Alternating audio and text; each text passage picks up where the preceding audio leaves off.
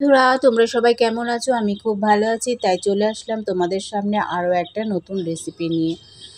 এটা একটা সম্পূর্ণ নিরামিষ রেসিপি, খেতে দুর্দান্ত স্বাদ হয়। একবার তোমরা আমার রেসিপিটি দেখে বাড়িতে ট্রাই করে দেখো, দারুণ টেস্টি একটা রেসিপি। বাচ্চা থেকে বড় সবার খুব ভালো লাগবে। তার জন্য আমি এখানে এঁচোড় কেটে সেদ্ধ করে নিয়েছি।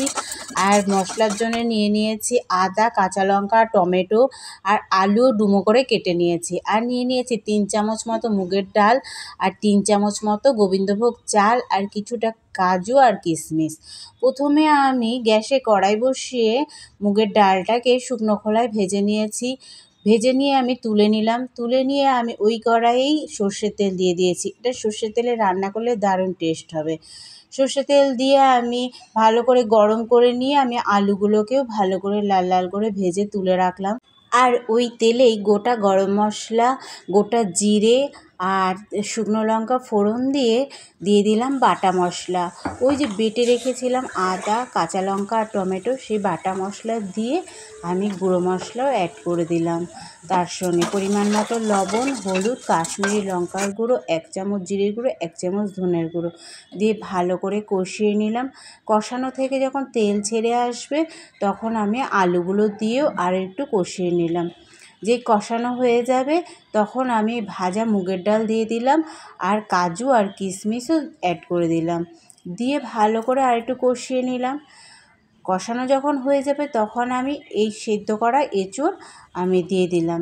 দিয়েও ভালো করে কষিয়ে নিলাম আর দিয়ে দিলাম পরিমাণ মতো চিনি আর ভেজানো আগে থেকে ভিজিয়ে রেখেছিলাম গোবিন্দভোগ চাল। সেই গোবিন্দভোগ চাল দিয়েও আমি ভালো করে কষিয়ে নিলাম। আর আমি এখানে ঢেকে ঢেকে কষাবো।